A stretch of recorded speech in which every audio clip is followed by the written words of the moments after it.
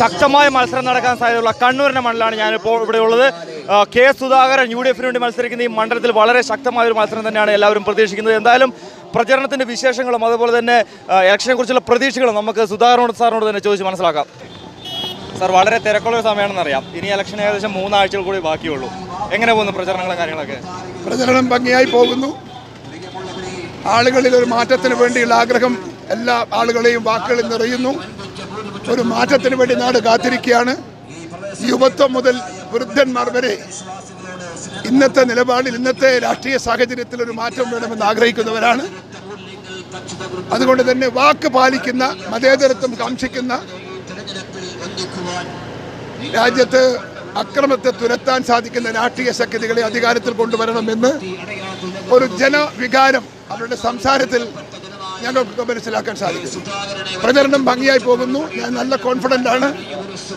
തെരഞ്ഞെടുപ്പ് രംഗത്ത് കഴിഞ്ഞ കാലങ്ങളിൽ നിന്ന് അപേക്ഷിച്ച് ചെറുപ്പക്കാരിലും പ്രായമുള്ളവരിലും മനസ്സിൻ്റെ അകത്തൊരു മാറ്റത്തിന് ദാഹിക്കുന്ന വാക്കുകളും പ്രവൃത്തികളും അവരുടെ ഭാഗത്തുണ്ട്. അത് തിരിച്ചറിയാൻ സമൂഹത്തിന് സാധിക്കുമെന്നാണ് എൻ്റെ വിശ്വാസം. ചെറുപ്പക്കാരുടെ അടുത്ത് നമ്മൾ കോളേജിലൊക്കെ പോകുമ്പോൾ എങ്ങനെയാണ് ഇലക്ഷൻ നടത്തുക? നല്ല പ്രതികരണമായിരുന്നു. ഞാൻ ഇതുവരെ കോളേജുകളിൽ പോയി യുവാക്കളിൽ നിന്ന് ഇത്രയേറെ അനുകൂലമായ ഒരു അപ്ലോസ്, അനുകൂലമായൊരു റിയാക്ഷൻ ഞാൻ പ്രതീക്ഷിച്ചിട്ടില്ല. ഇതാദ്യമായിട്ടാണ്. എല്ലാ ക്ലാസ് മുറിക്കകത്തും എല്ലാ കുട്ടികളും ഒരു മാറ്റത്തിന് വേണ്ടി ആഗ്രഹിക്കുന്നു. വളരെ പ്രോത്സാഹജനകമാണ് അവരുടെ പ്രതികരണങ്ങളെല്ലാം. ഓരോ ക്ലാസ് മുറിക്കകത്തും ഞാൻ കയറി സംസാരിച്ചിട്ടുണ്ട്. ഇത്രയേറെ അനുകൂലമായൊരു സാഹചര്യം ഞാൻ മുമ്പ് എനിക്ക് ഇതുവരെ ഉണ്ടായിട്ടില്ല.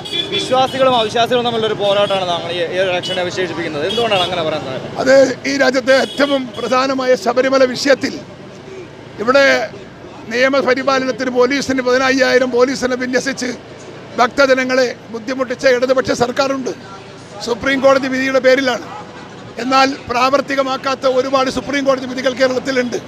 അപ്പോൾ ബോധപൂർവം ശബരിമല തകർക്കാൻ പിണറായി വിജയൻ്റെ സർക്കാർ എടുത്ത ഗൂഢതന്ത്രമാണ് ശബരിമല വിഷയത്തിലെ കോടതി വിധി നടപ്പാക്കൽ എന്നതാണ് ജനസംസാരം. ആളുകൾക്ക് വികാരമുണ്ടതിൽ, വിശ്വാസികൾക്ക് വികാരമുണ്ടതിൽ. ആ വികാരം ഈ തെരഞ്ഞെടുപ്പിൻ്റെ അകത്ത് നിലനിൽക്കും. BJP സ്വീകരിച്ച നിലപാട് ശബരിമലയിൽ ചതിവാണ്. BJP കാണിച്ചത് ചതിവാണ്. അവർക്ക് വിശ്വാസ സംരക്ഷണത്തിന് കലാപുണ്ടാക്കേണ്ട കാര്യമില്ല. അവരുടെ കയ്യിൽ അധികാരമുണ്ട്. അവർക്ക് ലെജിസ്ലേഷൻ നടത്താം. അവർക്ക് സുപ്രീം കോടതി വിധി റിപ്പൽ ചെയ്യാം.